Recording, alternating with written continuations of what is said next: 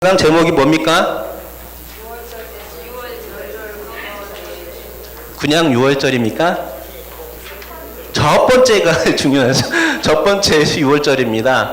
예수님의 그 공생의 기간 때 4번의 6월절을 지내셨어요. 마지막 6월절 때는 예수님이 십자가에 들어가셨죠. 그거 외에 3번 더 있습니다. 그렇죠?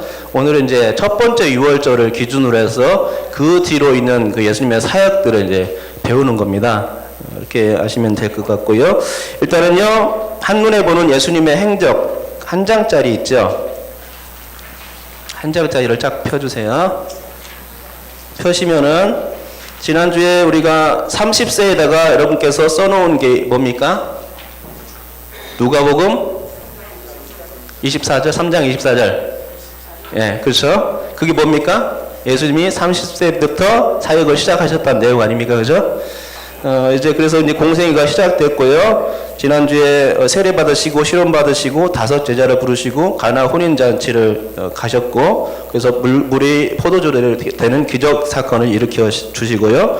그다음에 잠깐 가버나움에 들렸다가 이제 명절 첫 번째 6월절에 대해서 예수님이 예루살렘에 방문하는 그런 행적들로 이제 시작되는 겁니다. 첫 번째 6월절인데요.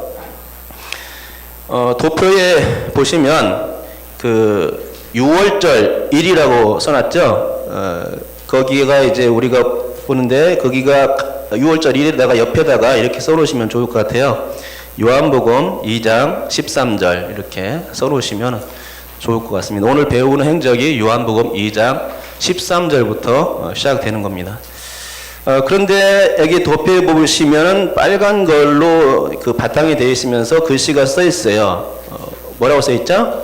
8개월간, 8개월간, 그리고 옆에는 파란색 바탕에 4개월간이라고 검정 글씨로 써 있는데, 그러면은 이 나누는 기준은 무엇일까? 이것부터 한번 제가 말씀드리겠습니다. 일단은 말씀을 찾아보겠습니다. 여기 이제 제가 말씀은 여러분들이 찾지 않고 띄우는 것으로 할게요. 요한복음 2장 12절부터 14절까지 한번 띄워주시고 우리 같이 한번 읽어보겠습니다. 시작. 그 후에 예수께서 그 어머니와 형제들과 제자들과 함께 가버나움으로 내려가셨으나 거기에 여러 날 계시지는 아니하시니라. 유대인의 6월절이 가까운지라 예수께서 예루살렘으로 올라가셨더니 성전 안에서 소와 양과 비둘기 파는 사람들과 돈 바꾸는 사람들이 앉아 있는 것을 보시고. 아멘. 그러니까 예수님께서 가나에서 혼인잔치를 여셨다가 이제 그 행사가 다 끝난 다음에 어디로 가신 겁니까? 가버나움으로 가셨는데 잠시 계셨어요. 잠시 계셨다가 명절이 된 겁니다. 그래서 6월절이 돼가지고 예루살렘으로 올라가신 겁니다. 이제 13절에 나오죠. 그리고 14절에서는 어떤 일이 벌어져요? 성전 청결이 벌어지는 겁니다. 그러니까 이렇게 이제 진행이 되는데, 예수님께서 오늘 이제 하신 그 행적들은 제가 이렇게 다시 한번 설명드리면 이런 겁니다. 제가 6월절에 예수님께서 예루살렘에 방문하셨죠. 여기서부터 설명하면은, 그 다음에 이제 성전 청결을 단행하시고, 그리고 계속해서 예루살렘에서 계시면서 말씀도 가르치시고 여러 가지 표적들도 행하셨어요. 그러다가 잠시 유대 땅, 예루살렘을 벗어나서 어딘지는 몰라요. 그렇지만은 유대 땅에 가셔가지고 세례를 주셨는데, 그 세례는 예수님께서 직접 주신 것이 아니라 제자들이 주었다고 요한복음 4장 2절에 나올 겁니다.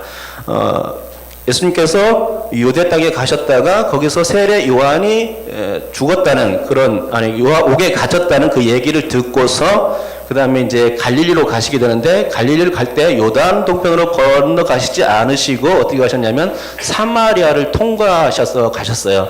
이때 아마 족장길로 아마 그 족장들이 그 아브라함 시대 때부터 그 요셉 때까지 그 다녔던 그 족장길이 있거든요. 그 족장길을 통해서 아마 가셨을 거로 생각되는데, 사마리아 땅을 통과하시게 됩니다. 보통은 요단 땅을 건너서 이렇게 갈릴리로 가고 유대로 오지 않습니까?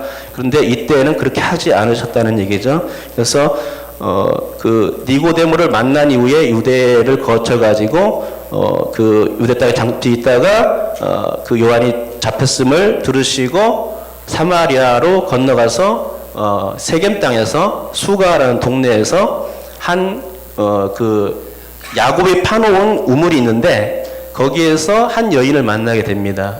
그리고 만난 이후에 다시 이제 그 나사렛으로 고향 땅으로 가고 거기서 고향 땅에서 잠시 있다가 배척당하시고 그런 다음에 어디로 가시냐면은 가나로 가게 되죠. 가나에서 왕의 신하의 아들을 고쳐주는 사건이 이제 거기서 있게 되는 겁니다. 그러다가 다시 가버나움으로 내려가는데 지난주에도 가버나움으로 끝났는데 이번 주에도 가버나움으로 이제 끝나는데요. 가버나움으로 가셨다가 거기서 완전히 이사를 가신 겁니다. 나사렛을 떠나서 가버나움으로 완전히 이사 가시고 그리고 이사 가신 상태에서 어느 정도 있다가 4명의 제자를 부르십니다. 오늘 여기까지 이제 배우는 겁니다. 근데 아까 말씀드렸던 8개월이라는 답이 이제 아직 나오진 않았는데 일단은 아까 이제 우리가 적어놓기를 6월절 1에는 요한복음 2장 13절을 적어놨지 않습니까? 6월절 2에는 요한복음 5장 1절을 적어 놓으시면 됩니다. 그러니까는 우리가 배울 것이 어딘지를 아시겠죠? 요한복음 2장 13절부터 요한복음 4장까지 5장을 넘어가지 않습니다.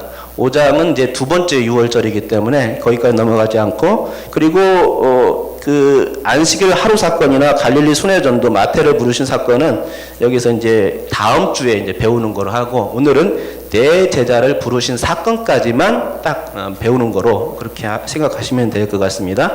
자, 8개월이라는 답이 안 나오는데 이걸 한번 찾아보겠습니다. 요한복음 4장 35절을 한번 찾아보시기 바랍니다. 아니 이게 보시기 바랍니다. 이게 띄워줄게요. 띄워주세요. 4장 35절. 자, 읽겠습니다. 시작. 너희는 넉 달이 지나야 추수할 때가 이르겠다 하지 아니하느냐.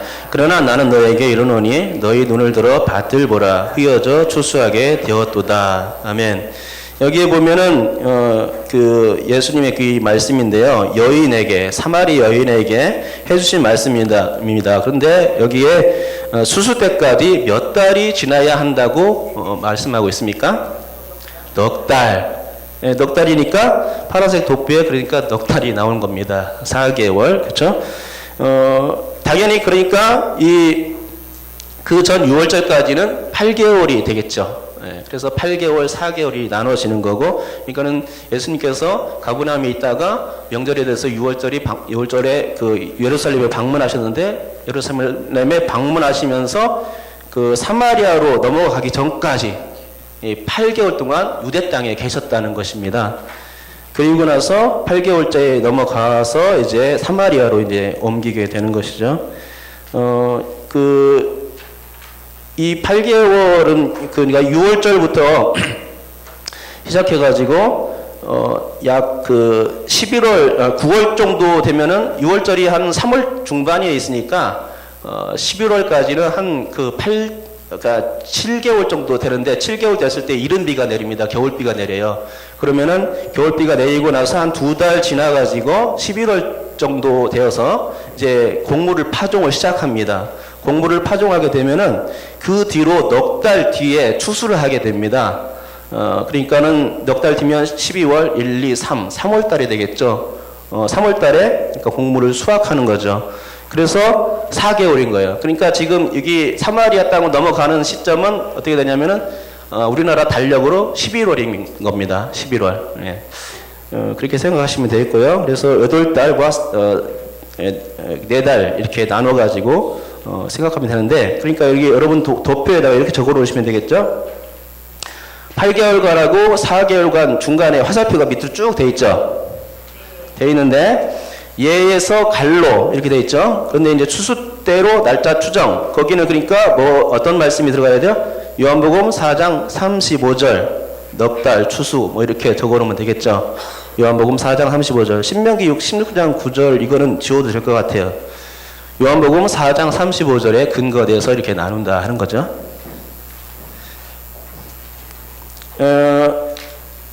그렇습니다. 오늘은 뼈대가 어디냐면은 다른 공관복음보다는 요한복음입니다. 요한복음은 공관복음서에 안 나온 내용들을 주로 다루고 또 6월절 중심, 명절 중심으로 다루고 있는데 공관복음에 안 나온 내용들이 오늘 다양으로 이렇게 나오게 됩니다. 그러니까 이제 여러분께서 더 기억해 둘 건 뭐냐면요. 이 도표를 통해서 기억할 것은 이렇게 구분하면 더 쉬울 것 같아요. 첫 번째 6월절에서는요, 예수님의 행적이 제일 첫 번째 나온 것이 뭐냐면 성전 청결 사건입니다. 그걸 기억하시면 좋겠고, 6월절 두 번째 6월절에서는 첫 번째 행적이 뭐냐면은 베데스다 38년 된 그 병자를 고친 사건, 베데스다 연못에서 벌어진 예수님의 행적, 그 사건이 기록되는 겁니다. 그렇게 머릿속에 기억해 두시면은, 첫 번째 6월절은 성전 청결부터 시작했구나. 두 번째 6월절은 베데스다 연못, 이 38년 된 병자 고친 사건으로 시작했어. 이렇게 생각하면 되는 거죠. 예. 그렇게 이해하시면 되겠어요. 자, 이번에는요, 예수님의 행적 지도를 펼치시기 바랍니다. 예수님의 행적 지도. 4페이지죠. 순서대로 한번 읽어보면서 제가 여러분께 말씀 구절을 제시하면은 옆에다가 적어 놓으면 좋을 것 같아요. 자, 제가 1번 하면 그 내용을 여러분들이 읽어주세요. 1번. 예, 여기다가는요, 요한복음 2장 13절 적어 놓으시면 될 것 같습니다. 예수님이 가버나움에 잠시 계셨다가 6월절에 대해서 예루살렘으로 방문하는 그런 장면이죠. 2번. 예, 성전을 청결하게 한 내용은 요한복음 2장 14절부터 나옵니다. 니고데모를 만난 사건은요, 이제 3장으로 넘어갑니다. 요한복음 3장 1절부터 나오죠. 이제 3번. 예, 그 세례 요한이 잡혔어요. 그래서 이제 그 내용은 요한복음 3장 24절에서는 아직 옥에 갇히지 아니었다 나오는데, 공관복음에서는 잡힌 내용이 나옵니다. 마태복음 4장 12절에 잡혔다는 얘기 나오고, 마가복음 1장 14절, 누가복음 3장 20절에 세례 요한이 옥에 갇혔다는 내용이 나옵니다. 그렇게 적어 놓으시면 되고요. 4번. 예, 여기다가는 요한복음 3장 22절, 4장 3절이 근거입니다. 그 다음에 5번 읽어주세요. 예, 이거는 이제 또 4장 5절부터 이제 시작합니다. 6번과 7번은 제가 볼 때 조금 바뀐 것 같아요. 이유는 예수께서 가나보다는 나사렛에 먼저 들렸다는 기록이 나오기 때문입니다. 그래서 6번을 7번으로 바꾸고 7번을 6번으로 고쳐주시면 좋을 것 같습니다. 화살표도 바꾸면 되겠죠. 수가에서 나사렛으로 화살표를 해주시고, 나사렛에서 가나로 화살표를 해주시고,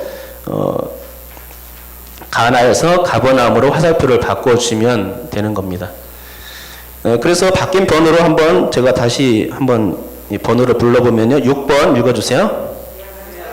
네, 고향 사람들에게 쫓겨난 사건이 먼저 있었던 겁니다. 요한복음 4장 43절과 44절에 나옵니다. 그런데 이걸 좀 더 자세하게 기술해 놓은 구절이 어디냐면 누가복음에 나타나요. 누가복음 4장 14절에서 30절까지 이 사건이 기록되고 있습니다. 7번 읽어주세요.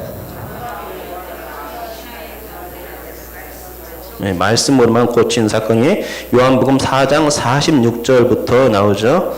8번. 가심 있는데 이건 완전히 이사가 한 겁니다.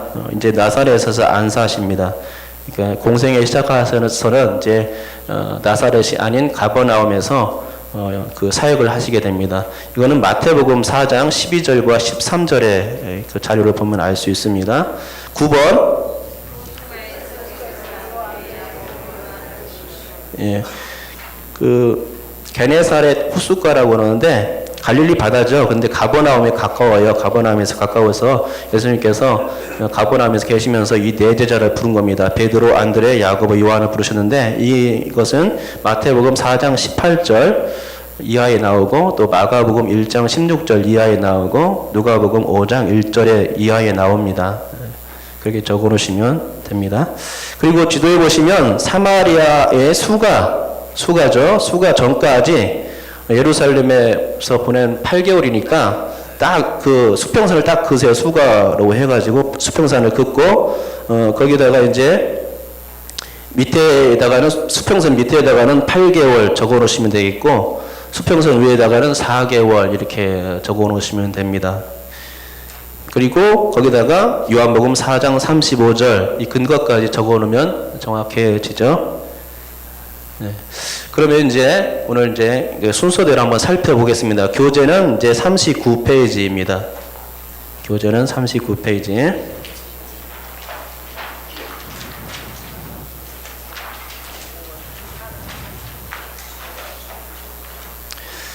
여러분 성전 청결을 예수님께서 이제 단행하셨는데 한 번일까요? 두 번일까요? 한 번이다 생각하시는 분 손 들어보세요. 생각을 안 해보셨죠? 두 번이다 생각하시는 분 손 들어보세요. 예, 생각을 안 하셨어요. 예, 성전 청결은 제가 볼 때는 두 번입니다. 왜냐하면 요한복음에는 공생의 초반에 단행한 사건으로 나오고 있고요. 공간복음에서는 그러니까 마태, 마가, 누가복음에서는 후반부에 가셔서 이 성전 청결을 단행한 것으로 나옵니다. 그러니까는 공생의 초와 말로 이제 두 번 나오기 때문에 그거에 근거해서 저는 이제 두 번이라고 말하는데 세 가지로 제가 근거를 더 제시해 보겠습니다. 첫째는 요한복음이 명절 기준으로 기록되어 있기 때문입니다. 명절 기준으로 기록되어 있다는 것은 명절 바깥에 있는 행적이 명절 안으로 들어올 수 없다는 얘기입니다. 예를 들어서 첫 번째 유월절인데 첫 번째 유월절 전에 그런 행적이 첫 번째 유월절 지나고 나서 그 안에 들어올 수 없다는 얘기입니다.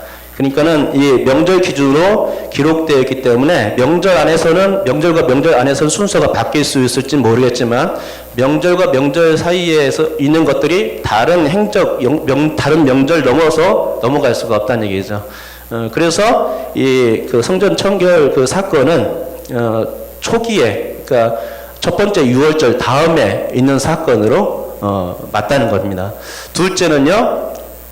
주님께서 성전 청결을 단행하심으로 공생애를 시작하신 것은 그것이 맞다고 보기 때문입니다. 성전 청결을 단행해야죠. 깨끗하게 한 상태에서 청결한 상태에서 사역을 하셔야 되는 겁니다. 또 세 번째는요. 요한복음 2장에 나온 성전 청결 때 유대인들이 한 말이 근거가 되기 때문입니다. 제가 생각할 때는 이것이 가장 근거가 있는 것이라고 생각하는데요. 요한복음 2장 20절을 한번 읽어보겠습니다. 읽겠습니다. 시작. 유대인들이 이르되 이 성전은 46년 동안의 지었거늘 내가 3일 동안에 일으키겠느냐 하더라. 이 말씀이죠. 46년이라는 말이 나오는데요. 즉 성전을 짓기 시작한 지 46년째라는 말입니다. 그러니까 이 말은 성전 짓기 46년째가 되었을 때 예수님께서 성전 청결을 단행하셨다는 것이고, 그리고 이 46년째라는 것은 그때의 예수님의 공생의 초반이라는 의미가 되는 겁니다. 왜냐하면 이 성전은 헤롯 대왕이 이제 짓기 시작했던 것인데요. 스룹바벨 성전, 그러니까 제2성전을 보수공사한 것입니다. 왜 이런 공사를 했냐면 유대인의 환심을 사기 위해서 이 일을 시작했습니다. 유대인들은 원래 종교심이 많지 않습니까? 그래서 신앙의 중심지인 성전을 너무나 사랑하는 겁니다. 그런데 이 못된 짓을 많이 해가지고 인기가 없는 겁니다. 그래서 인기 좀 얻어보려고 환심을 살려고, 그래야 자신의 통치가 수월해질 것을 생각해가지고 성전을 보수해야 되겠다, 이것이 방법이다 생각해가지고 공사를 시작했던 것이죠. 그래서 주전 20년부터 주후 63년까지 무려 83년 동안이나 이제 지키게 되는 것을 보게 됩니다. 그러나 7년 뒤에 성전은 완전히 파괴되었죠. 로마의 장군 티투스 장군이 와가지고 완전히 파괴했는데 돌 하나도 돌 위에 남지 않는 그런 일이 벌어지게 되었습니다. 그것은 예수님께서 예언했던 말이죠. 마가복음 13장 2절에 돌 하나도 돌 위에 남지 않게 될 것이다, 이렇게 말씀하셨고, 그 뒤로 40년 후에 성전이 주 70년에 완전히 파괴된 것을 알게 됩니다. 그러니까 성전 보수가 주전 20년에부터 시작되었다면 요한복음 2장의 사건은 주후 26년이 되는 거죠.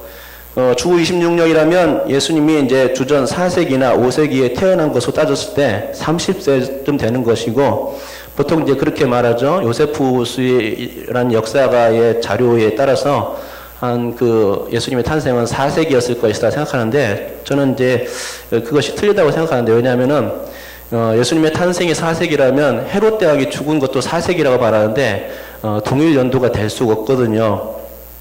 왜냐하면 그 헤롯 대왕이 그 유아사례, 그러니까 유대인의 왕이 태어났다고 해가지고 유아사례를 했는데 2살 아래로 다 죽였어요.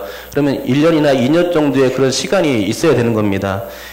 그리고 헤롯이 죽을 때까지 예수님의 부모들이 애굽으로 피신해 있었는데 그 기간도 포함되어야 하는 겁니다. 그래서 예수님이 탄생하신 것과 헤롯 대왕이 죽은 것은 같은 연도가 될 수가 없어요. 아니 1년이나 적어도 2년 정도는 갭이 있어야 되는데 그게 맞지 않습니다. 그래서 제가 볼 때는 적어도 1년 정도는 차이 난다고 생각하고요. 그 근거는 제가 성경적인 근거는 2가지 정도로 한번 생각을 해봤습니다. 뭐냐면은 다른 근거도 많아요. 이것저것 많은데 과학적인 근거도 되고 뭐 별자리 움직임에 대해서 프로그램을 개설해 보니까 주전 6세기나 5세기 정도 되더라 뭐 이런 얘기도 있고 하는데요. 제가 근거를 제시하는 것은 2가지입니다. 성경적인 근거. 우리는 뭐 성경을 믿어야 되니까 성경적인 근거를 제시하면, 첫째는 누가복음의 자료에 대한 근거입니다.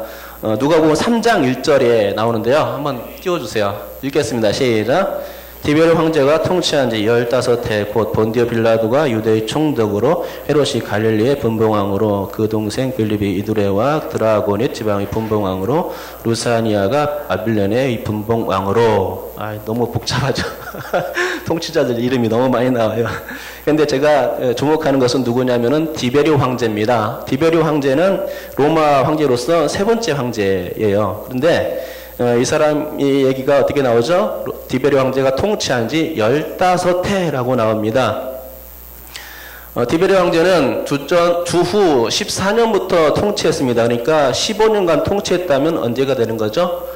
주 29년이 되는 겁니다. 그러면은 주 29년 때 예수님께서 첫 사회 공생의 시작을 하셨을 때니까 거꾸로 예수님의 나이를 추정해 보면 어떻게 됩니까?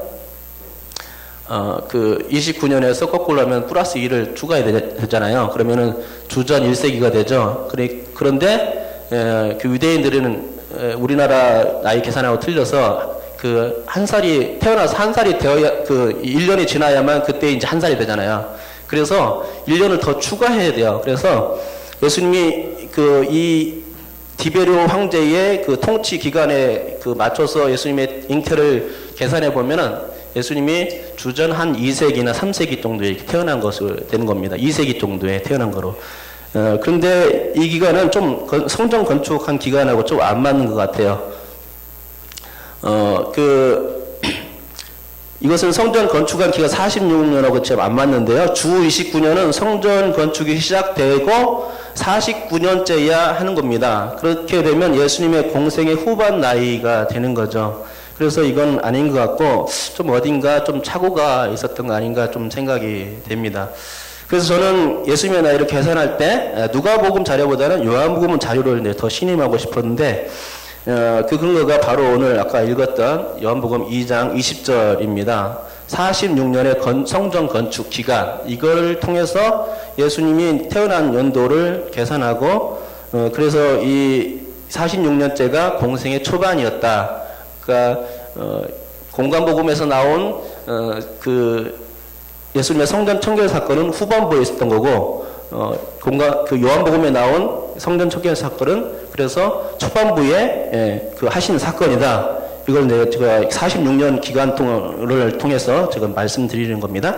성전이 46년 때 지어졌다면 성전은 주전 20년부터 지어졌으니까 주후 26년이 되어야 46년째인 건 아닙니까? 그렇죠? 이것을 예수님의 나이로 거꾸로 계산하면 어떻게 됩니까? 26 플러스 4. 게다가 우리나라 나이가 아니니까 유대인식 나이니까 한 살 더 추가. 그러면 어떻게 됩니까? 주전 5세기가 되는 거죠. 그렇게 되면은 헤롯이 주전 4세기가 태어났고 예수님은 주전 5세기나 6세기 뭐 이렇게 태어났을 거 아닙니까? 그래서 헤롯 대왕이 죽은 기간하고 안 맞아요. 그리고 그렇게 계산하면은 예수님이 주후 26년에 공생의 첫 번째 공생의 사역을 시작할 때 성전 청결하신 것이 되는 거죠. 이렇게 해서 제가 볼 때는 성경적인 근거를 제시해서 예수님의 탄생과 그리고 성전 청결이 언제 이루어졌는가 이걸 제가 말씀드렸습니다. 제가 볼 때는요, 성전 청결은 요한복음 근거에 따라서 주 26년째 예수님의 공생의 첫 사역을 시작할 때 그때 바로 성전 청결이 있었다. 그리고 나머지 성전 청결 사건은 후반부에 한 번 더 있었다. 이게 이제 그걸 증명하기 위해서 제가 말씀드린 겁니다. 이 성전 청결 사건은요, 요한복음에 나오는 성전 청결 사건은 무엇을 강조하냐면은 성전이라는 단어를 강조합니다. 한번 우리 찾아보겠는데요. 한번 띄워주세요. 요한복음 2장 19절입니다. 같이 읽겠습니다. 시작. 예수께서 대답하여 이르시되 너희가 이 성전을 헐라 내가 사흘 동안에 일으키리라. 아멘. 이 성전이 누구를 가리키는 건지 아십니까? 예수님 자신입니다. 근데 종교 지도자들은 예수님을 가리키는 걸 잘 모르고 네가 왜 그 3일 만에 그 성전을 헌 다음에 3일 만에 다시 지을 거라고 말하냐 하면서 막 이렇게 성전에 관해서 얘기하니까 성전을 모독한다고 얘기를 했거든요. 그런데 왜냐면 얘네들 근거가 뭐냐면은 이 성전은 46년 동안 지었거든요. 근데 46년 동안 지어야 하는 그런 성전인데 어떻게 3일 만에 다시 지을 수 있느냐 이런 겁니다. 근데 사실은 예수님은 그걸 이 건축물을 가리키는 것이 아니고 자기 자신을 일컫는 말로써 그렇게 성전을 얘기하신 것이죠. 요한복음 2장 21절부터 23절 한번 읽어보겠습니다. 읽겠습니다. 시작. 그러나 예수는 성전된 자기 육체를 가리켜 말씀하신 것이라. 죽은 자 가운데서 살아나신 후에야 제자들이 이 말씀하신 것을 기억하고 성경과 예수께서 하신 말씀을 믿었더라. 6월절에 예수께서 예루살렘에 계시니 많은 사람이 그의 행하시는 표적을 보고 그 이름을 믿었으나. 예. 그러니까 예수님은 공생의 초반부터 유대인들과 각을 세우고 계셨으면 이제 알 수 있고요. 그것은 뭐 때문에 그러냐? 성전 청결 사건 때문에 각을 처음부터 이루고 있었던 겁니다.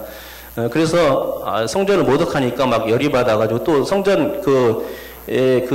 성전에서 장사하고 이런 것들을 갖다가 못하게 하고 환전상 이런 것들을 뒤엎고 막 그러니까 왜 이것이 제사장들의 관련돼가지고 자기들이 그 어떤 이익을 얻는 그런 수단이었었는데 그거를 막 이렇게 무너뜨리고 그러니까 막 화가 난 겁니다.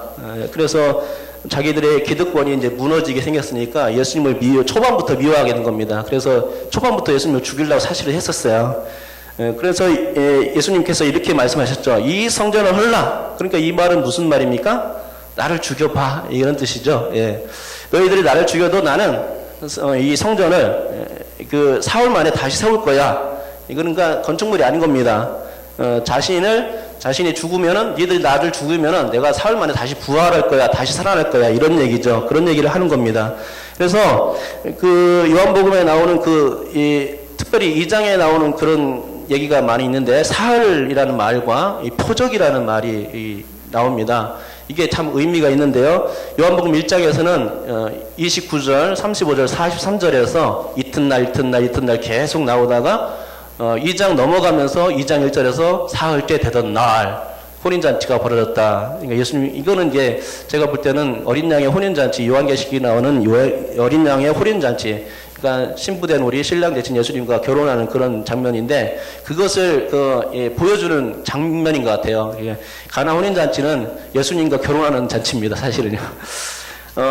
살이라는 의미가 여기서 어떤 그 의미를 가지는데 예수님이 부활하신 그것을 나타내주는 그런 의미인 겁니다.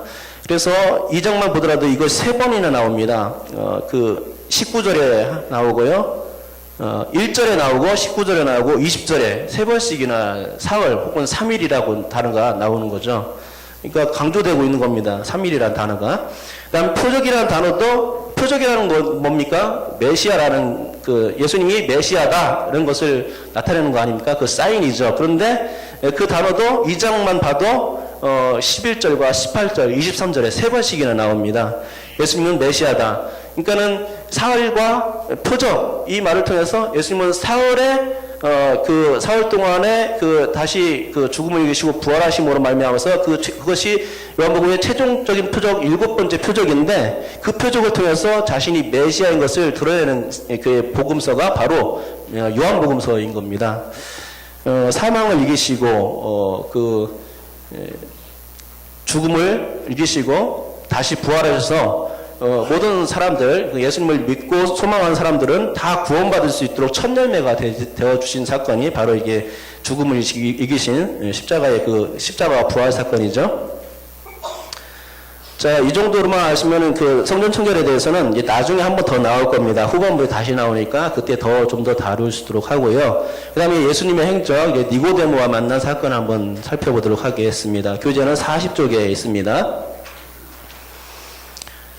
예수께서 성전 청결을 단행하시고 예루살렘에 머무르는 동안 많은 표적들을 행하시고요. 또 말씀들을 가르쳤습니다. 그러니까 사람들이 예수님의 이름을 믿게 됩니다. 그리고 그런 모습들을 보면서 멀찍이서 이것을 지켜보던 사람이 있었습니다. 그것이 누구냐면 니고데모 있었죠. 유대인의 최고 회의의 기구인 사내들인 공회의의 그런 회원이었습니다. 이게 사내들인 회의는 유대 최고 회의 입법 사법 기관입니다. 그래서 70명으로 구성되어 있는데 70명 중에 한 명인 거죠. 굉장히 유대 종교 지도자일 가운데는 높은 고위직인 겁니다. 근데 니고데모가 예수님을 찾아오는데 니고데모 사실 뜻이 어떤 거냐면은 백성의 정복자, 그러니까 정복자나 승리자 이런 뜻입니다. 그런데 정복자나 승리자답지 않게 밤에 남들 몰래 예수님을 찾아옵니다. 그가 밤에 예수님을 찾아온 것을 보면 당시 종교 지도자들이 예수님을 얼마나 안 좋게 보았는지 알 수 있는 것이죠. 다른 종교 지도자들이 예수님을 이렇게 헐뜯고 죽어야 할 존재로 생각하니까 이렇게 떳떳하게 낮에 예수님을 찾아올 수 없는 겁니다. 그런 심기가 보이는 거죠. 그래서 이제 밤에 예수님을 찾아왔는데 사실 이제 니고데모 같은 경우는 밤에 예수님을 찾아왔지만 나중에는 어떻게 되는가 하면은 낮의 아들 그러니까 빛의 아들이 된 것을 알 수 있어요. 그것을 어떻게 알 수 있냐면요. 요한복음 19장 39절 한번 읽어보겠습니다. 요한복음 19장 39절 읽겠습니다. 시작. 일찍이 예수께 밤에 찾아왔던 니고데모도 모략과 침향 섞은 것을 100리트라쯤 가지고 온지라. 이게 이제 근거 구절입니다. 여기도 밤이라는 말이 나왔죠. 근데 이거는 밤을 극복한 니고데모의 모습을 보여주는 겁니다. 왜냐하면 모략과 침향 섞은 것, 이 100리트는요, 이거는 예수님의 그런 죽으심을 위해서 장례 치르기 위해서 가져온 거거든요. 그러니까 예수님의 십자가 밑에 니고데모가 떳떳이 섰던 것을 알게 됩니다. 예수님의 제자들은 어떻게 했습니까? 다 뿔뿔이 흩어졌죠. 도망갔는데 떳떳하게 다른 사람 종교 지도자들이 많이 있었을 텐데 그것을 불구하고 예수님의 십자가 밑에 나타났고 그것도 이게 예수님의 장례를 위해서 이 모략과 침향 이런 것들을 가져온 겁니다. 600리트라라는 그런 단위를 가지고 이렇게 왔는데요. 그러니까는 이걸 통해서 어떻게 하냐면은 니고데모가 밤의 사람이 아니라 이제 빛의 사람이 되었구나 하는 것을 이제 볼 수 있는 거죠. 한 번 더 찾아보겠습니다. 띄워주세요. 요한복음 7장 50절. 자, 읽겠습니다. 시작. 그 중에 한 사람 곧 전에 예수께 왔던 니고데모가 그들에게 말하되, 이건 이제 또 중간에 있었던 사건인데요. 이 사건은 대제사장들과 바리새인들이 예수님을 막 이렇게 저주할 때 니고데모가 예수님의 편에 서주어서 예수님을 항변해주는 그런 모습입니다. 전에는 예수님을 부끄러워하면서 밤에 예수님을 찾아왔지만 이제는 아니라는 거죠. 떳떳하게 예수님을 대변해 줄 수 있는 사람, 그리고 나중에 예수님께서 십자가에 돌아가실 때도 피하지 않고 예수님을 위해서 장례를 준비하는 그런 빛의 사람이 되어 있는 것을 우리는 이제 볼 수 있는 겁니다. 그런데 이에 반해서 가룟 유다는 어떤 모습입니까? 아주 이 니고데모와 상반된 모습을 보이죠. 가룟 유다는 처음에는 예수님을 따르는 빛의 사람이었습니다. 그 이름의 뜻도 찬송, 참 좋은 이름인데 나중에 이제 이 사람이 저주의 사람이 된 것을 보게 됩니다. 예수님을 배신함으로 팔므로써 이제 밤의 사람, 흑암의 사람이 되었던 것을 알게 되는데 예수님께서 말씀하신 그 말씀이 있죠. 그는 태어나지 말았으면 좋았을 사람이다 하는 겁니다. 빛의 사람으로 갈 상황이었지만 그는 어둠을 택하고 어둠의 사람으로 전락하고 만 거죠. 상당히 대조적인 겁니다. 그러니까 이것은요, 요한복음은 유물가의 여인 얘기를 한번 또 더 보겠지만은 변화된 사건이 이제 보이는 겁니다. 변화된 사건을 보여주는 성경이 요한복음이에요. 그래서 그 물이 포도주로 되는 그 변화가 가나 혼인잔치에 있었는데 첫 번째로 그 변화된 사람을 보여주는 것이 바로 니고데모입니다. 두 번째로 변화된 사건을 보여주는 것이 뭐냐면은 우물가의 한 여인이죠. 예. 그리고 니고데모에 대해서 좀 더 살펴보면요, 니고데모는 영생을 얻는 방법에 대해서 사실 알고 싶어서 예수님을 찾아온 겁니다. 근데 예수님은 그때 어떻게 하냐면 거듭남에 대해서 거듭남에 대해서 성령으로 물과 성령으로 거듭나야 된다고 그렇게 말씀하셨죠. 요한복음 3장 5절입니다. 한번 띄워주세요. 읽겠습니다. 시작. 예수께서 대답하시되 진실로 진실로 내게 이르노니 사람이 물과 성령으로 나지 않으면 하나님의 나라에 들어갈 수 없느니라. 물과 성령으로 거듭나야 한다. 그러니까 이거 다른 말로 얘기하면은 지난 시간에 우리가 배웠지 않습니까? 물세례, 성령세례. 그러니까 물이란 것은 물세례, 회개의 세례를 말하는 거고, 그러니까 성령세례는 성령으로 나지 않는다 했는데 성령은 성령 세례를 의미하는 겁니다. 그러니까는 즉 물세례로 죄사함을 고백하며 또 성령 세례로 예수 이름으로 이제 그 예수님을 영접하게 되면 성령 세례를 받게 되는데 그때 거듭남의 역사가 이루어진다 하는 것을 이제 예수님께서 말씀해 준 거죠. 그래서 그것을 확증하기 위해서 또 한 가지 말씀을 주시는데 우리가 잘 알고 있는 요한복음 3장 16절의 말씀입니다. 띄워주세요. 읽겠습니다. 시작. 하나님의 세상을 이처럼 사랑하사 독생자를 주셨으니 이는 그를 믿는 자마다 멸망하지 않고 영생을 얻게 하려 하심이라. 아멘. 독생자 곧 하나님의 아들이신 예수 그리스도를 구주로 영접해야 지옥에 가지 않고 영생을 누릴 수 있다. 이렇게 이제 니고데모에게 말씀해 주신 것이 됩니다. 그러니까 중요 포인트는 예수님의 영생을 주시는 분이다. 그리고 니고데모는 그 예수님의 가르침을 받아서 예수님을 믿어서 곧 영생을 소유한 자가 되었다. 근데 이 내용은 부자 청년과는 사뭇 다른 그런 내용입니다. 부자 청년은 어땠습니까? 예수님을 찾아와서 영생을 구했지만 그 가르침을 받지 않아서 자신의 그 생각대로 재물을 여전히 사랑하다가 영생과는 멀어진 사람이 되었죠. 부자 청년과는 아주 대조적으로, 그러나 이 니고데모는 예수님의 말씀을 그대로 따라서 예수님을 믿어야 영생을 길을 갈 수 있구나 생각하고 대낮에 예수님을 대변해주고 또 대낮에 예수님의 장례를 위해서 그 장례 그 물품들을 가져옴으로써 빛의 사람인 것을 이제 보게 되는 겁니다. 니고데모를 만난 이후에 이제 예수님의 행적은 유대 땅으로 잠시 가서 머무셨습니다. 요한복음 3장 22절을 한번 읽어보겠습니다. 읽겠습니다. 시작. 그 후에 예수께서 제자들과 유대 땅으로 가서 거기 함께 유하시며 세례를 베푸시더라. 유대 땅인데 정확히 어딘지는 잘 모릅니다. 하지만 예수님은 예루살렘 아래쪽으로 내려가신 일이 없기 때문에 사마리아로 갈 그런 예정이었기 때문에 예루살렘과 사마리아의 중간 어디쯤이라고 생각됩니다. 그런데 사실은 예수님이 세례를 베푸신 것이 아니고 요한복음 4장 2절에 의하면 예수님의 제자들이 세례를 베풀었다 하는 것이고요. 이때 그 세례 요한의 동선은 베다니가 아니었습니다. 베다니에서 이제 유대로 가는 사람들, 갈릴리로 건너가는 사람들에서 요단강에서 사람들에게 세례를 주었는데 요한의 그 동선은 지금 어디로 바뀌었냐면은 에논으로 자리를 옮깁니다. 지난주에 한번 보셨죠? 에논이 어딘지. 에논은 사마리아에서 가까운 지역입니다. 그래서 사마리아 사람들에게 세례를 베푼 것이죠. 사마리아 사람들에게 세례를 베품으로써 사마리아 사람들을 준비한 겁니다. 사마리아 백성들을 그 세례 요한이 세례를 줌으로써 회개시키고 하나님께로 마음을 돌린 겁니다. 그래서 그들 준비하고 나니까 예수님께서 이제 유대 땅에 머물렀다가 드디어 사마리아 땅을 통과할 수 있게 되었고, 그래서 그 이후에 우물가에서 한 여인을 만나서 그를 또 변화시키는 역사가 또 이렇게 일어나는 것입니다.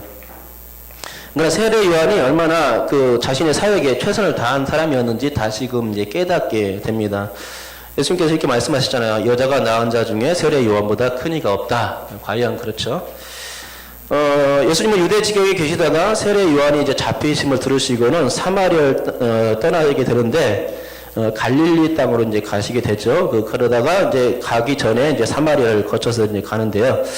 제가 보기엔 우리 아까 지도 봤죠? 지도에서 3번과 4번도 바뀌어야 한다고 생각합니다. 왜냐하면 요한복음의 순서에 맞지 않기 때문입니다. 3장 22절에서 유대 땅에 가셨다는 이야기가 있고 3장 24절에서 요한이 아직 옥에 갇히지 않았다라고 말씀하기 때문에 유대 땅에 머무신 상태에서 나중에 언제인지는 모르겠지만은 시점이 되어가지고 요한이 잡혀 들어가고 그때서 이제 옮기신 겁니다. 예루살렘이 아닌 거죠.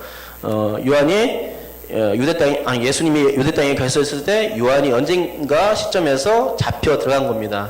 3장 24절 이후에 어느 시점인가 옥에 갇혔는데 그때 이제 사마리아로 넘어가게 되는 겁니다. 관련 구절은 마태복음 4장 12절입니다. 띄워주세요. 읽겠습니다. 시작. 예수께서 요한이 잡혔음을 들으시고 갈릴리로 물러가셨다가 잡혔음을 들으시고 갈릴리로 물러가신 거죠. 예. 자, 여러분 마태복음 4장을 이제 보시면은요. 마태복음 4장 11절에는 예수님이 마귀의 시험을 받으셨다라는 내용이 나오고 또 바로 이어서 12절에는 요한이 사로잡힘을 들으시고는 갈릴리로 돌아가셨다. 아까 그 말씀 띄운 말씀이 있죠. 그 말씀이 이어집니다. 그런데 사실 여기에는 아주 긴 시간이 빠져 있습니다. 긴 시간은 어디로 가냐면은 요한복음 1장 35절 이후로 넘어가는 겁니다. 그래서 사마리아 여인을 만나기 전까지 그 긴 시간이 바로 여기에 빠져 있는 시간입니다. 그러니까 아까 우리가 8개월이라고 적어놨었죠.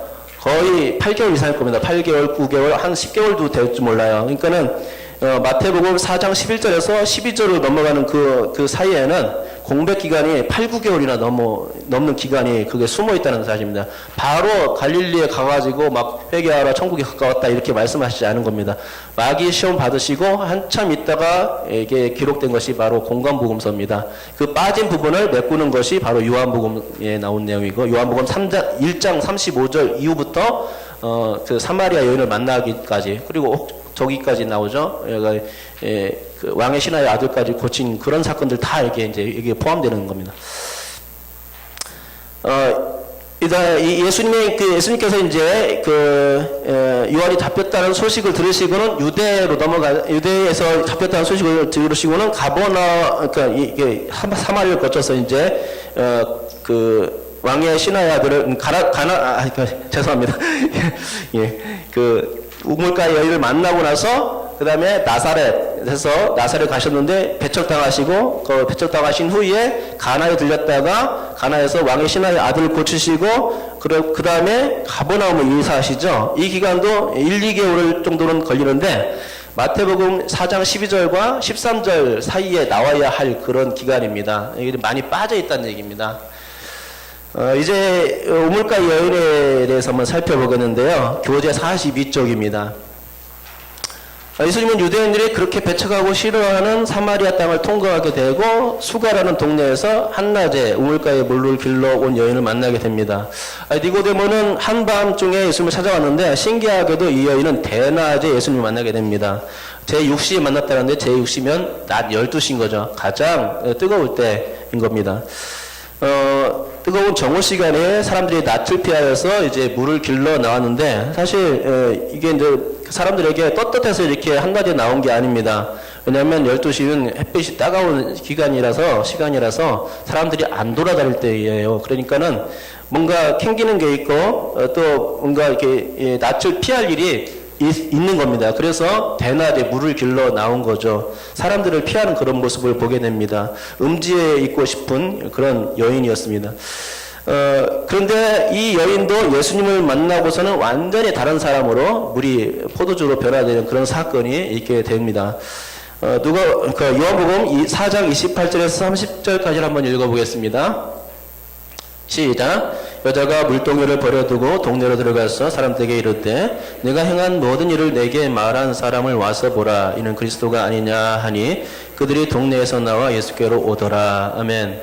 이건 예수님을 만난 이후 예수님과 대화한 이후에 이 여인이 행동입니다. 그런데 어떻게 됩니까? 동네 사람들 만나는 모습을 봐요. 그동안은 사람들 다 그 한낮에 다 그 물길러 가고 막 그랬었는데 이제는 아니라는 거죠. 예수님을 만난 다음에 예수님을 그리스도라 소개하고 사람들에게 자신을 보이는 겁니다. 완전히 다른 모습을 이렇게 다른 모습에 대해서 180도 변화된 모습을 보이는데 이게 누구 때문에 그러냐면은 바로 예수님 때문에 그랬다는 거죠. 솔직히 요한복음은 변화의 역사가 일어난 현장을 생생하게 그린 성경이라는 것을 여러분들 다시 한번 알아주셨으면 좋겠습니다. 물이 포도주로 변화된 사건이 이게 이제 첫 번째 표적인데 이 첫 번째 표적부터 해가지고 계속 변화된 사건이 쫙 나타나는 거죠. 니고데모, 그 다음에 우물가 여인, 뭐 이런 식으로 나타나고. 근데 막판에 가서 누가 변화되지 않아요? 빛의 사람이었는데, 누가?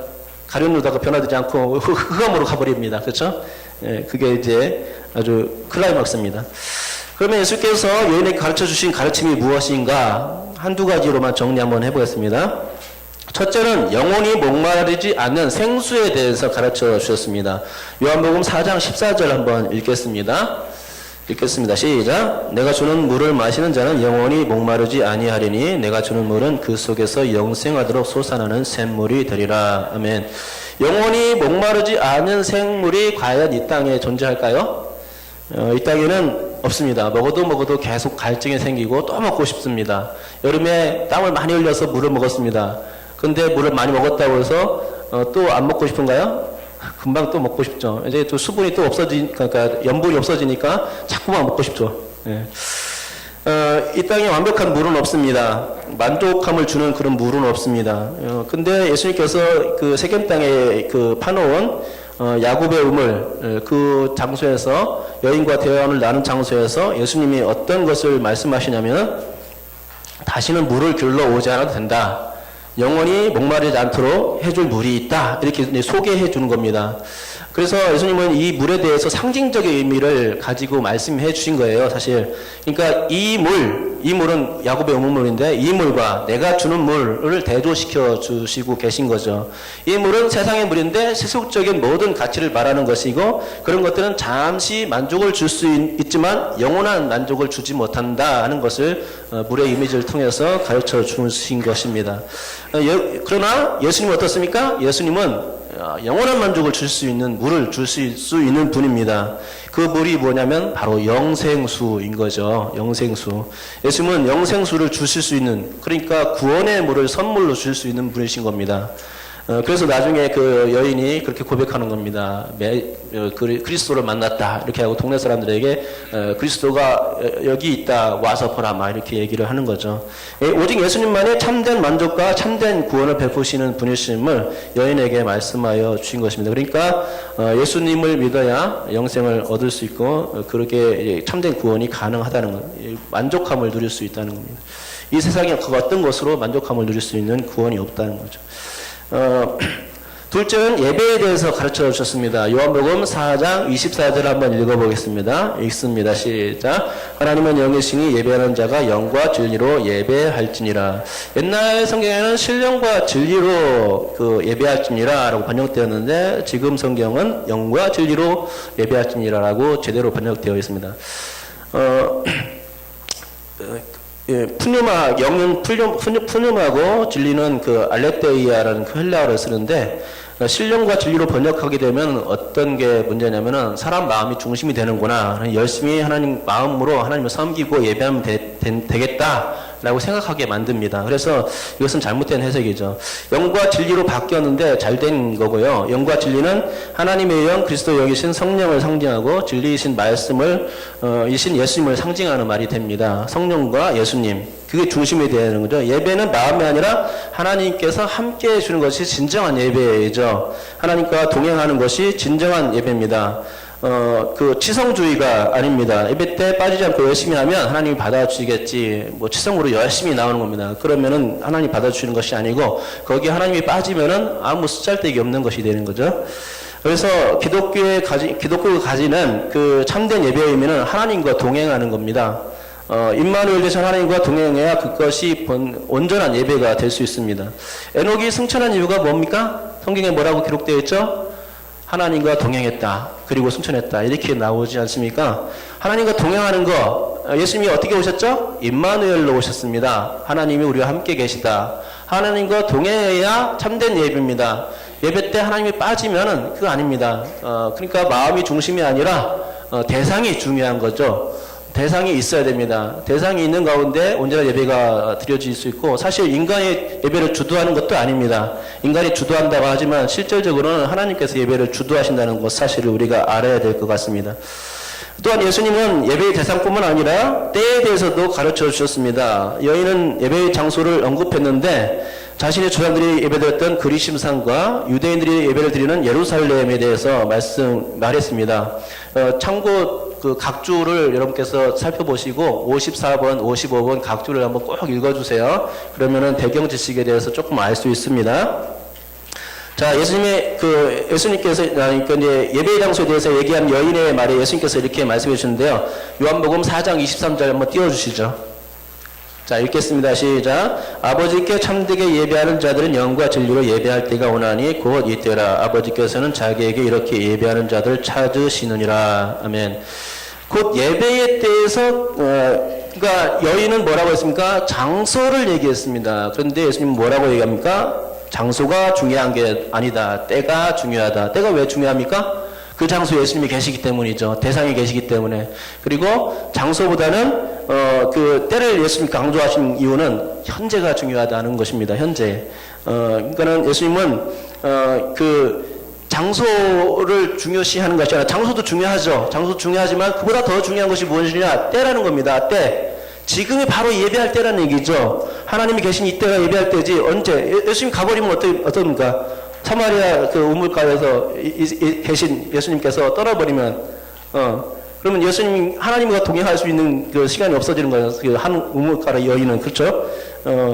그러니까 이 때를 놓치지 말라고, 예배의 때를 놓치지 말라고 이렇게 강변하고 계신 거. 그러니까 사실은 장소는 어디서나 예배를 드릴 수 있어요. 내가 하나님을 모시고 있다면은 어디서든지 예루살렘이든지 사마리아든지 그리스도인사이든지 그 어디든지 예배 드릴 수 있습니다. 그러나 때를 놓치면 안 되죠. 때가 중요하다는 말씀을 이렇게 말씀해 주신 겁니다. 그러니까 한 우물가에 있는 그 한 여인에게 주시는 그 메시지는 두 가지였는데, 때와 예배의 때와 예배의 대상에 대해서 분명하게 가르쳐 주신 것이 됩니다. 재미있는 것은 여인이 예수님을 대하는 말투가 계속 변하고 있는 것입니다. 이것도 한번 신학적인 장치로 요한이 사용하고 있는 것 같은데요. 처음에는 9절 보시면은 알 수 있는데, 여러분 9절 눈여겨보시고요. 처음에는 상종하기 싫은 유대인이라고, 당신은 유대인인데 하면서 말하죠. 그러다가 대화가 진행되면서 주와 당신이라는 단어를 계속해서 혼용해서 사용합니다. 그러다가 남편을 데려오라는 말에 자신의 신상을 다 깨고 있는 예수님을 보면서 선지자구나 하면서 19절에 선지자라고 말합니다. 그 다음에 이제 그러다가 예배 뭐 얘기하고 뭐를 쭉 하면서 메시아 얘기를 꺼내는데, 내가 그라 하니까 예수님께서 말씀하시니까 그리스도시군요. 그러면서 자신이 예수님을 그리스도라고 고백하고 동네 사람들에게 이제 그리스도이심을 선포하는 겁니다. 그러니까 이 우물가의 여인 이야기는요, 그러니까 예수님이 메시아이심을 유대인도 아니고 선지자도 아니고 더 그 중요한 아주 유대인들이 그동안 몇천 년 동안 기다렸던, 그렇게 오기를 기다렸던 메시아이심을 선포하는 사건이 바로 이제 한 여인을 만난 사건이라고 생각하시면 좋을 것 같습니다. 이렇게 이런 사건이 있었 다음에 예수님은 이제 이 수가성에서 동네 사람들이 이제 권유해가지고 이틀을 더 유도하시다가 43절에 보면 거기를 떠나 갈릴리로 가시는 장면을 보게 됩니다. 조금만 더 살펴볼게요. 자, 예수님의 행적, 나사렛에서 이제 배척받으시는 장면이 이제 곧 이어집니다. 교재는 44쪽입니다. 요한복음에 의하면 예수님이 가나보다는 고향 나사렛에서 가셨다는 말씀이 먼저 나옵니다. 43절과 44절인데 한번 띄워주시죠. 읽겠습니다. 시작. 이틀이 지나며 예수께서 거기를 떠나 갈릴리로 가시며 친히 증언하시기를 선지자가 고향에서는 높임을 받지 못한다 하시고, 그 다음에 누가복음 4장 16절도 한번 읽어보겠습니다. 시작. 예수께서 그 자라나신 곳 나사렛에 이르사 안식일에 늘 하시던 대로 회당에 들어가서 성경을 읽으려고 서심해. 이제 고향에서 이제 배척받게 되겠는데요. 그 복음서에는 두 차례 고향에서 배척을 받았다고 나오는데 그 첫 번째 내용이 이제 공생의 초반에 있었고 바로 오늘 이 사건입니다. 두 번째 그 배척 사건은 중후반 뒷부분에 나옵니다. 나중에 배울 겁니다. 예수님은 고향 나사렛의 화단에 들려서 안식일에 말씀을 전하셨는데 그것이 어떤 말씀이냐? 여러분 교재를 수정하셔야 되는데 교재에 보면은 이사야 60장으로 되어 있을 겁니다. 60장이 아니라 각조에도 틀렸는데 61장입니다. 61장으로 고쳐주시면 될 것 같고요. 61장을 읽으시면서 그 예수님이 희년을 선포하는 그 분이심을, 그러니까는 은혜의 해를 선포하시는 분이심을 이 고향 나사렛 회당에서 말씀하신 겁니다. 그런데 이 사람들이 그때 굉장한 반응을 보였어요. 아, 저런 말씀이 있구나 하면서 놀랍게 여겼어요. 경탄했어요. 그런데 알고 보니까 예수님은 목수의 아들인 겁니다. 요셉의 아들이죠. 목수인데 그 목수는 가난뱅이다가 천한 직업을 가진 사람입니다. 그래서 저 목수의 아들 또 와가지고 뭐 하는 거야 하면서 천대했어요. 그리고 나서 예수님을 땅떨어지로 데려다가 떨어뜨려 죽이려고 했어요. 이게 이제 첫 번째 예수님의 배척한 사건입니다. 그런데 예수님은 그 유유히 사람들 사이에 틈을 가르고는 나가셨죠. 예수님은 아직 죽을 때가 아닌 겁니다. 때가 따로 있죠. 그래서 십자가의 때가 그 예수님의 때이기 때문에 그때 예수님께서 그냥 생명을 그들에게 생명을 빼앗기지 않고 죽임당하지 않고 살아나실 수 있던 건 바로 그런 이유이죠. 누가복음 4장 18절에서 19절 한번 제가 이사야 말씀은 제가 안 읽겠습니다. 누가복음 4장 18절과 19절 한번 대체해 보겠는데요. 한번 읽겠습니다. 시작. 주의 성령이 내게 임하셨으니 이는 가난한 자에게 복음을 전하게 하시려고 내게 기름을 부으시고 나를 보내사 포로된 자에게 자유를, 눈먼 자에게 다시 보게 함을 전파하며 눌린 자를 자유롭게 하고 주의 은혜의 해를 전파하게 하려 하심이라 하였더라. 아멘. 주의 은혜의 해는 구약 성경 레위기 25장에 나오는 말인데 그 희년을 말하는 겁니다. 희년에는 어떤 일이 벌어지냐면 49년마다 돌아오는 절기가 이 바로 희년인데요. 이 희년은 각조 58번에 나오고 그거 한번 꼭 읽어주세요. 기쁨의 절기로 여겨졌습니다. 왜냐하면은 이때 노예했던 사람들은 자유인이 되고 또 부채가 탕감되며 땅이 원주민에 들어갑니다. 그러니까 얼마나 기쁜 절기입니까? 자유를 만끽할 수 있는 해방되는 절기입니다. 원토지를 다시 소유받고 어려움과 고통에서 벗어나는 기간이 바로 이 희년의 의미죠. 그러니까는 이 희년의 해를 은혜의 해라고 말하고 있는 거죠. 그래서 예수님께서는 고향 마을에서 안식일에 이 이사야 61장 1절과 2절의 말씀을 해주셨는데 사실 기쁨의 말씀입니다. 그런데 이 사람들이 그걸 몰랐어요. 예수님을 배척하고 오히려 죽이려고 했어요. 희년을 선포하면 이제 자유가 오는데, 해방이 오는데, 죄에서 구원받고 그 다음에 그 모든 또 마귀 사탄에서 눌림받는 그런 종의 그런 그 모습에서 예수님을 섬기는 그 모습으로 자유인으로 되는데 해방되는 역사가 일어나고, 또 예수님께서 그 해방되는 그 역사의 진짜 모습을 어떻게 보셨냐면 실제로 보여주셨는데 사람들을 고치는 역사, 죄를 사해주는 역사, 이런 것들, 귀신을 쫓아내시는 역사, 이런 것들을 보여주시면서 자신이 은혜의 해를 선포하시는 분임을 아주 피부적으로 느끼게끔 해주셨다는 것입니다. 그런데도 그걸 모르고 예수님은 고향 땅에서 배척을 받게 되죠.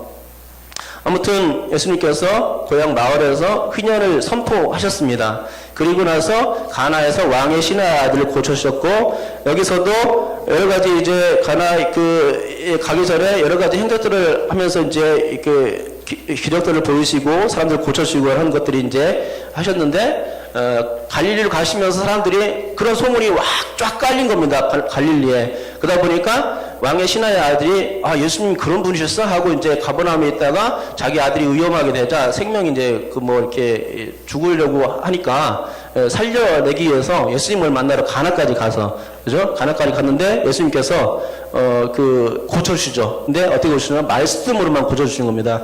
그래서 이 사람이 다시 이제 가버나움으로 내려가고 있는 가운데 그거 믿고 내려갔어요. 그런데 가는 도중에 나왔다는 소리가 딱 들린 겁니다. 이건 그러니까 예수님께서 희년을 선포하시는 분인 겁니다. 예수님 메시아인 거죠. 확실히 메시아입니다. 그죠? 이것을 이제 누가복음에서 표현해주고 나타내주고 있는 것이죠. 그는 이 그 가나에서 왕의 신하의 아들을 고쳐준 사건은 그래서 두 번째 표적이 됩니다. 첫 번째 표적은 뭐였어요? 가나 혼인잔치가 첫 번째 표적, 물이 포도주로 되는 사건. 그것도 역시 사울이라는 의미를 강조함으로써 예수님의 메시아다는 건데, 이것도 마찬가지입니다. 두 번째 표적인데, 표적이라는 말이 두 번 나오는데, 요한복음 4장 48절 먼저 읽어보겠습니다.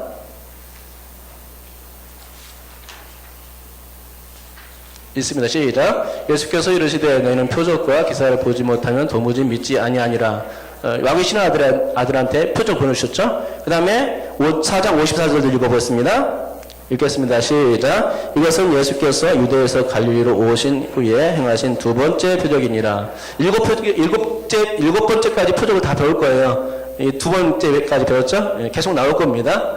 이렇게 해서 표적을 행하셨다 하는데, 오늘 이제 10분을 넘어가면은, 이제 혼날 것 같아서, 여기까지만 하고, 나머지 또, 이렇게 이제 뒤에 부분에 그 가버나움으로 이사하셨다는 사건, 그 4명의 제자를 부르실 사건도, 좋은 내용들이 많지만, 여러분께서 교재를 참고하시면은 그래도 많이 얻을 수 있어요. 그래서 교재를 참고하시면은 예수님의 행적들이 그 첫 번째 유월절과 두 번째 유월절 사이에 어떤 행적들을 하셨고, 그 가운데서 우리가 배워야 될 점들이 무엇인가. 가장 큰 것은 오늘 행적에서는 예수님 메시아다, 그리스도다 하는 것이죠. 그것들을 배울 수 있으면 좋겠습니다. 예수님께서 영생수를 주실 수 있는 분, 구원하실 수 있는 분, 그리고 우리를 완전히 다른 사람으로 변화시킬 수 있는 분, 이런 것을, 그리고 휘년을 선포하시는 분, 우리에게 자유와 해방을 주실 수 있는 분, 이것을 배워가시면 좋을 것 같습니다. 기도하겠습니다.